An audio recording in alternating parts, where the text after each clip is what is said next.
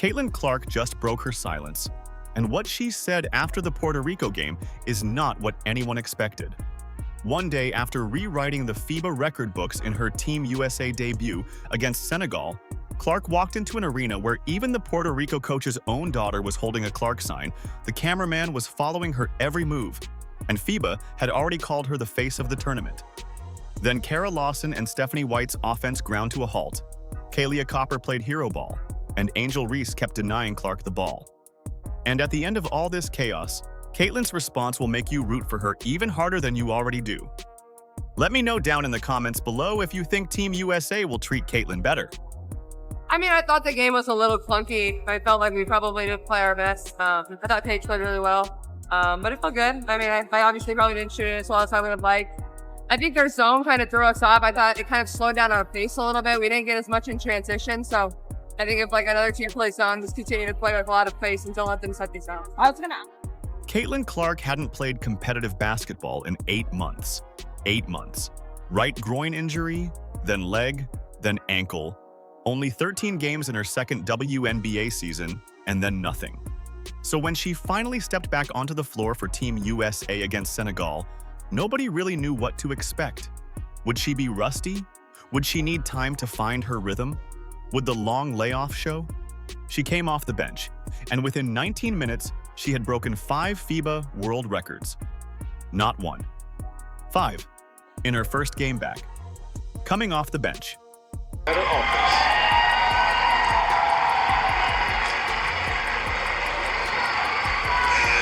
We've got 5 new players checked in for Team USA, and if you can hear the crowd, Caitlin Clark checks in to her first minutes as a senior USA national team player. There's a lot of fans here for Caitlin Clark. I see signs, I see Indiana jerseys, I see Iowa jerseys. One of the most influential women's basketball players that we've seen, and she's here right now getting her first minutes at FIBA International. Let's talk about what she actually did out there. 17 points, 12 assists. And here's the part that still doesn't feel real. 0 turnovers in the first half. 0. 8 assists in the first half alone, with nobody taking the ball from her even once. FIBA went back through their entire record books and found out that no player from any country in any qualifying game had ever dished out that many assists in a single half. Clark did it in her first competitive outing in 8 months. High-level basketball. Ryan Howard, back to Clark. Clark into Irvin, and Irvin off the glass, the ball movement. The assist record goes even deeper than that. 12 assists made her the all-time leader for most assists in any Team USA senior national team debut. Most assists in any senior national team debut, period, across every country in FIBA. Second most assists in the entire history of FIBA qualifying tournaments, and the most assists ever recorded by any player coming off the bench in FIBA history. 5 records, 1 game, 19 minutes. The 5-in, 5-out substitution pattern, Danilo, what does that say about the depth of this team when you have Caitlin Clark coming off the bench? That's an easy shot for her, deep 3. The deep 3 is like a layup for her, though. The lineup Lawson put out in the second quarter with Clark running point alongside Ryan Howard, Kelsey Plum, Kiki Iriafen, and Monique Billings was so sharp, so fast, so connected, that even Lawson herself said it took Team USA to a different level. Those were her words. Her own coach looked at that unit and said it elevated the entire team. Clark wasn't even starting, and she was still the best thing happening on that floor. That's not just a good debut. That's a player walking back onto the court after 8 months away and immediately showing everyone exactly why FIBA put her face on every single piece of tournament marketing. They didn't do that for any other player on that roster. They did it because Clark is the draw. She's the reason casual fans are tuning in. She's the reason the arena fills up. FIBA knew it, the fans knew it, and after the Senegal game, the numbers confirmed it. Beating the defender and finding the right player. Clark over to Billings, and Clark, although she's the NCAA all-time leading scorer, she is an assist machine. The offensive rebound gives the USA another chance. Angel Reese makes the most of it, and that's Caitlin Clark's 9th assist. So going into the Puerto Rico game, the situation was pretty simple. You had a player who just broke 5 FIBA records in 19 minutes, running the most efficient lineup on the team, with the whole world locked in. The question of whether Clark was ready. She answered that against Senegal before most players even got warmed up. The only question left was how Lawson and the coaching staff were going to use her. Were they going to let her run?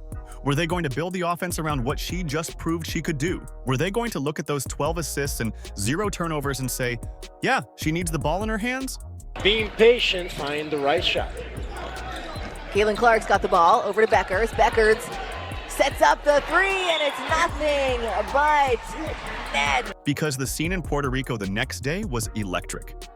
Fans packed the arena. A dedicated cameraman followed Clark's every move.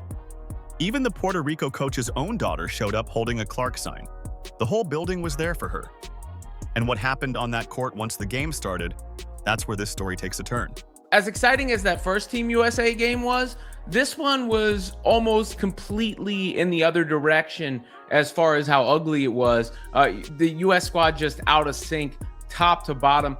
Lawson's experimenting with lineups and different combinations. Let's talk about what actually happened in that Puerto Rico game. Because yes, Puerto Rico ran a zone, they pressed hard, and they made things uncomfortable. But the zone wasn't the real problem. The real problem was on the Team USA bench. When jealousy meets envy, you get what you saw last night. Kahleah Clark being shunned out of the game, iced out of the game, ignored, teammates refusing to pass her the ball. We got Angel Reese taking it coast to coast, Kahleah Clark right next to her, refusing to give her the ball, going, pushing, giving it to Diarca Hamby, and the ball it's a turnover. What we saw yesterday was the definition of jealousy meeting envy. Kahleah Copper was out there playing full hero ball. And I mean full. Holding the ball, pulling up off the dribble, forcing her way into traffic. And when Clark was standing wide open on the perimeter, Copper still wasn't finding her. Not once, not twice. It was a pattern. The crisp, fast defense that made the Senegal game look so easy just completely disappeared. Instead of ball movement and open cuts, USA was grinding through half-court possessions that went nowhere. And Clark, who had just run the most efficient lineup on the team the day before, was basically standing there watching it happen. Kahleah Copper, this is horrible. 3 people on you. Kahleah Clark is wide open. Don't pass her the ball. Kahleah Clark with a great block. And then Kahleah Clark with a great steal. They'll say she doesn't play defense. So I threw in some defensive highlights. And then she gets hit in the head. Why is it always her head that's getting hit? In every game she's ever played in. And then there's Angel Reese. Look, fans were watching this in real time, and they caught it immediately. Multiple possessions where Clark was open, where the right basketball play was obviously to find her, and Reese just didn't do it. Not a bad read once, multiple times. Clips started circulating online almost before the quarter was even over. People were furious. It's 4 right here. Well, 4 right here. That's our 5th player. Then we have 2 behind here. So we're running 5v3 right now, right? We 5v3. So we have numbers. If we just figured out what was going on right here, we would have been in good shape. But with this confusion, Kahleah slowing down so Angel can cross. We allowed the defense to get back into position. Now, the thing is, Puerto Rico was running a pretty nice zone in the second quarter, late in the second quarter. And honestly, the best way to beat any type of defense is to keep them on their heels when you get a rebound or you get a steal, turning the defense into offense. That's the best way to beat any type of defense. Clark's reaction to all of this wasn't loud. It wasn't dramatic.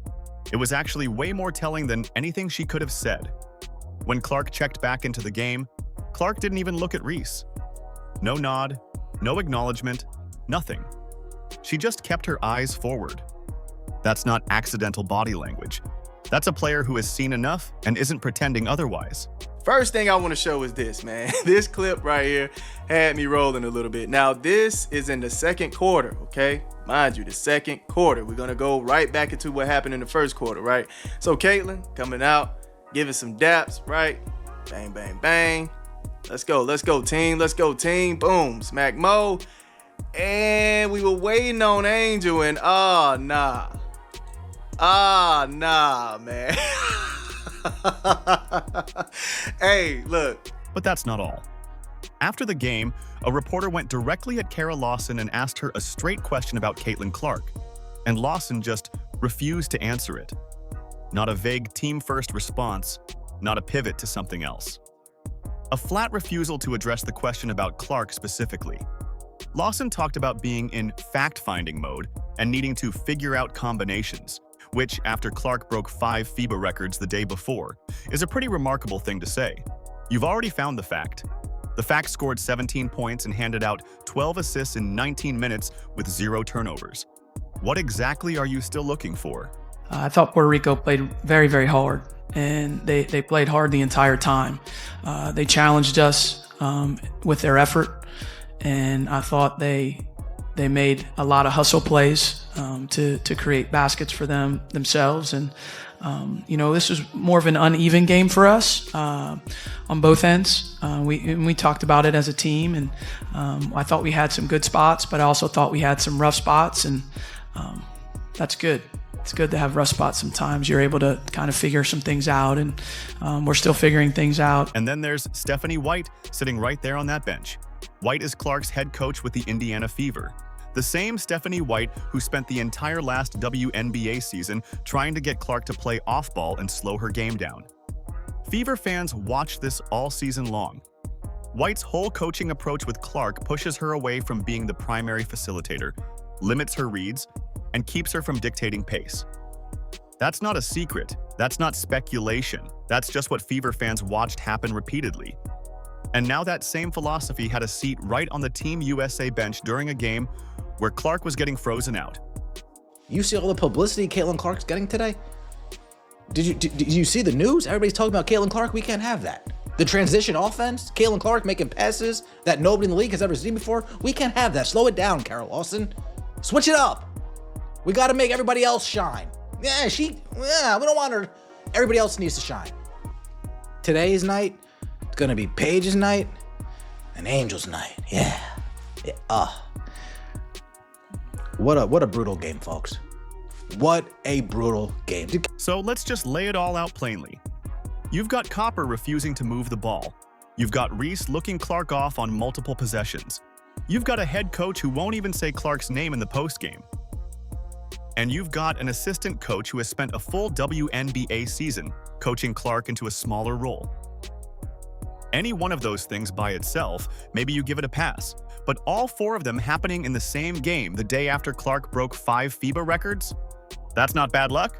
That's a pattern. Because when you actually look at the game film and watch what happened every single time Clark touched the ball versus every stretch she didn't, the difference is not subtle at all. Are you ready? Because watching these 2 games back-to-back tells you everything you need to know about what Clark actually does for this offense.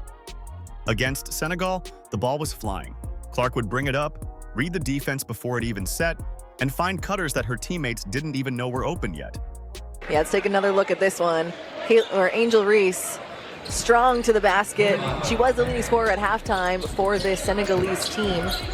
She's got 5 points right now and 3 fouls, so something to look forward to. Can't be quite as aggressive as Monique Billings. Ryan Howard was getting layups off Clark passes that looked almost too easy. Kahleah Copper was scoring in the paint without having to create anything for herself. That's what Clark does. She makes the whole floor bigger just by being on it. Defenders have to account for her shot, her drive, her pull-up, so gaps open up everywhere else. The whole offense breathed differently when she was running it. Against Puerto Rico, that was completely gone. USA was walking the ball up the floor, running half-court sets that just stalled out. The ball wasn't moving, nobody was cutting with any real purpose, and the transition game that made Senegal look so easy just dried up entirely. Clark herself said the offense felt a little clunky, and honestly, that's being generous about what was actually happening out there. Angel Reese is playing the point guard. She's not looking Caitlin Clark's way one time, deliberately not passing her the ball. And The plus-minus from the Senegal game tells the whole story in one number. Clark played 19 minutes and finished with a plus 35. plus 35 in 19 minutes coming off the bench. That second quarter unit with her running the point was the best lineup on the floor by a wide margin. And when she wasn't out there, the numbers dropped off. That's not a coincidence. That's not small sample size noise. That's the data telling you exactly what your eyes already saw. So what does clunky actually look like in real time? It looks like Copper catching the ball on the wing and just holding it while the defense recovers. It looks like half-court possessions eating up the shot clock with nobody moving. It looks like passes going sideways instead of forward. Against Senegal, Clark was turning defensive pressure into fast breaks. Teams were blitzing her and she was using it against them, flipping the ball ahead before the defense could rotate. Against Puerto Rico, there was no flipping anything. The offense was just slow and disconnected from start to finish. Like I stated, I think Caitlin probably could have threw that ball past everybody, got it to Hamby, and then boom, we're going to work on the mouse in the house, right? But instead, we had Angel come up, slow the game down, slow the offense down, and Hamby ended up throwing the point guard to the floor. We got an offensive foul. So I just think it was a way to dodge that if we had Caitlin having the ball. And here's the thing that should genuinely worry people. Puerto Rico is not Spain. Puerto Rico is not Italy. The teams coming up in this tournament have real defensive rotations, disciplined schemes, and the athleticism to make a slow half-court offense pay. Puerto Rico's zone was enough to expose how dependent Team USA's rhythm is on Clark pushing pace. A more disciplined team does way more damage with that same defensive approach. You can't walk the ball up against Spain and expect Copper to bail you out by forcing mid-range jumpers. That's not a winning formula at this level. Every single time Clark touched the ball against Puerto Rico, something good happened. A kick-out, a drive that drew a foul, a skip pass that moved the defense. Every stretch where the offense ran without her dictating pace, USA looked like a totally different team. Slower, less connected, like they were all running slightly different plays and hoping it would work out. The film doesn't lie about any of this. You can see it possession by possession. Clark touches it, the offense has a pulse. Clark stands on the perimeter watching Copper dribble into a double team, and it flatlines. Brianna Jones. Caitlin Clark gets in the passing lane, goes coast to coast for the and one opportunity. Makes the layup off the glass. She asked her teammates, did that go in? Now she gets a chance at the foul line. She wanted the intentional. I think she got hit in the head there, but let's take another look. Caitlin Clark jumps the passing lane, coast to coast. Let's see. Oh, the referee got in the way to see that. She did get hit in the head. She's making a case for herself, but... Lawson watched all of this happen in real time and still wouldn't even say Clark's name after the game. So after everything, the freeze-out, the ball hogging, the coach who refused to answer the question, here's what Caitlin Clark actually said. So after all of that, Copper hogging the ball, Reese looking her off, Lawson refusing to say her name, Clark finally spoke. And what she said is genuinely not what you'd expect from someone who just went through all of that. She called the offense clunky. She pointed to Puerto Rico's zone, talked about the pace being off, and said the team would figure it out. That's it. No shots fired at anybody. No names dropped. No hint of the frustration that every single person watching that game was feeling on her behalf. Just a clean, calm, team-first answer from a player who had every reason in the world to say something different. I was going to ask that, do you feel like some of the mistakes that you guys made was something that Puerto Rico was doing, or were some of them also a little self-inflicted? I think it was mostly self-inflicted. I thought we missed on the FIBA coverages, and then I think especially with how much we fouled too, like it really limits us, especially in transition when we're really fast. And, it's hard to push, especially off of the main free throws we're sitting in the press. It was obviously a big win by a large margin for Team USA, but what can you say about what you saw about Team Puerto Rico tonight? Yeah, I thought they played with a lot of fire. I thought they were aggressive. I thought the crowd was incredible. The fans were great, so it's a really fun environment to play. Because think about what was actually happening in that building. Copper was out there protecting her role, forcing shots, making sure the ball stayed in her hands. Reese was making reads that conveniently left Clark standing on the perimeter. Lawson was dodging direct questions about the most watched player in women's basketball, and Clark walked up to the mic and talked about the team needing to find its rhythm. That's it. No agenda, no politics, no protecting herself, just the team. Yeah, I think taking care of the ball is probably going to be our main focus. I think we could have moved the ball a little bit better. I don't know how many assists we had, but I thought we could have probably passed the ball a little bit better. I think about these games, the paint was really clogged, and we want to get easy finishes at the rim, but I think also getting paint and be ready to kick it out. And would you say that it was due to Puerto Rico's defense or just offense not falling? Puerto Rico did a great job, but also I think we could be better offensively. That contrast is really the whole story right there. Everyone else in that situation was doing something for themselves. Clark was the only one in the room talking about winning, and she did it after getting frozen out, after watching the offense fall apart without her running it, after sitting through a post-game where her own coach wouldn't even acknowledge what she'd done the day before. Kara talked about doing different lineups, different rotations to test out that chemistry. Just how did you feel tonight, yesterday, with all those different rotations? Yeah, I think it's going to be a work in progress with everybody trying to kind of find the flow a little bit, especially when we're going 5 in, 5 out. But, you got to be flexible. That's kind of what USA basketball's all about. Some games you're going to play a lot, some games you're not going to play as much. You might come off the bench, you might start. So you got to be ready when your number's called. I think everybody's done a good job of that. And, we don't even know the starting lineup until we're in the locker room before the game. So you just get ready and go out and play. So what does that tell you about who Caitlin Clark actually is? Because it would have been so easy to take a subtle shot. One raised eyebrow, one carefully worded answer, and the internet does the rest. She didn't do any of that. She just talked about the zone and said they'd figure it out. That's a level of composure that most players, most people, don't have, especially in a situation this loaded. But here's the thing. That composure isn't going to make the problem go away, because Lawson is still fact-finding. Stephanie White is still sitting on that bench with her whole off-ball philosophy ready to go. And the stronger teams on Team USA's schedule aren't going to be as easy to beat as Puerto Rico was. The issues that showed up in that game don't fix themselves just because Clark is being gracious about it publicly. And so, all of this is going to follow Clark back to Indianapolis. The 2026 Fever season is coming, and she is going back to that building with a full picture now of exactly what it looks like when a system tries to make her smaller. She saw it with Team USA. She lived it with Stephanie White all last season. And she's going back with something to prove that she honestly shouldn't even have to prove at this point. That she plays better when she's running the offense, the team plays better when she's running the offense, and the right basketball decision is just to let her run. If Lawson figures that out before this tournament ends, great. Team USA becomes genuinely scary in a hurry.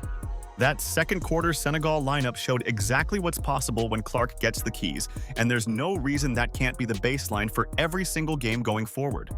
The talent is there, the record books already back it up, and Clark just spent an entire post-game showing she's not going to be a distraction about any of it. Let me know down in the comments below if you think Team USA will treat Caitlin better. Like, subscribe, and turn on all notifications so you never miss out. Click the video on the screen, and we will see you in the next one.